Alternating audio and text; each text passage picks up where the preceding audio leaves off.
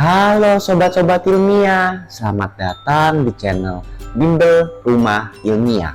Hari ini kita akan belajar IPA kelas 7 tentang besaran turunan gaya. Nah sobat, pada bagian pertama saya akan menjelaskan apa sih gaya itu dalam IPA fisika. Jadi pengertian gaya dalam fisika tidak sama dengan pengertian gaya dalam kehidupan sehari-hari. Contohnya misal dalam kehidupan sehari-hari kita bilang orang itu banyak gaya tuh karena pakaian terlalu keren. Tapi di IPA fisika itu berbeda maksud gaya di sini. Gaya yang diberikan pada suatu benda ya. Jadi di IPA fisika itu mengacu pada gaya yang diberikan pada suatu benda. Ya, itu dapat menyebabkan benda itu gimana? Dapat menyebabkan benda itu pertama diam menjadi bergerak. Contohnya ketika ada mobil didorong ya, mobilnya dari diam lalu mobilnya jadi bergerak. Lalu yang kedua, dari bergerak menjadi diam. Ya udah, contohnya misalnya dari bergerak, misalnya sepeda di rem ya, sepeda direm. Tadinya sepedanya gerak jalan, lalu ketika sepedanya direm, sepeda jadi diam. Itu ada gaya juga yang diberikan pada sepeda itu. Dari diam menjadi bergerak, mobil itu juga ada diberi gaya juga sehingga dia bisa didorong dan bergerak.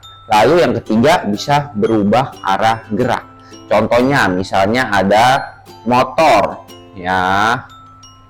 Motor ketika dikendarai ya oleh pengemudinya, jika dibelokkan stangnya bisa berubah arah gerak. Itu juga ada gaya yang diberikan kepada motor tersebut. Lalu juga bisa berubah bentuk. Misalnya ketika ada telur dijatuhkan dan telur itu pecah ya, misalnya ada telur dijatuhkan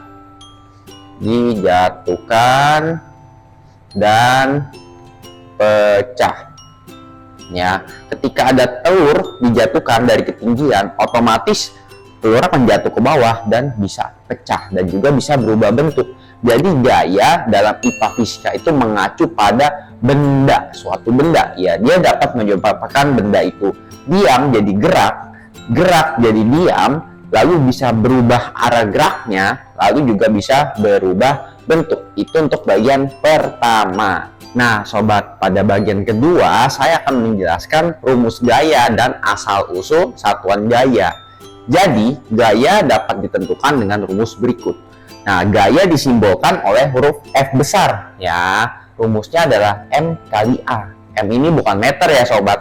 Jadi gaya sama dengan massa. Jadi M nya ini massa dikali A. A-nya ini adalah percepatan ya. Dan satuan massa akan dikali satuan percepatan. Dimana kita tahu satuan massa adalah salah satu besaran pokok. Apa satuan massa adalah kilogram. Tapi percepatan itu bukan besaran pokok ya. Dia satuannya adalah meter per second pangkat 2 ya. Jadi jika dikali kg dikali meter per second pangkat 2 akan kg kali m per second pangkat 2. Atau jika kita ngomongin gaya, kita bisa sebut juga nih kg kali m per s pangkat 2, kita bisa sebut dia itu adalah n besar atau singkatan dari Newton. Itulah asal-usul rumus gaya sobat. Oke sobat, pada bagian ketiga saya akan menjelaskan gaya itu merupakan besaran turunan dari besaran pokok apa.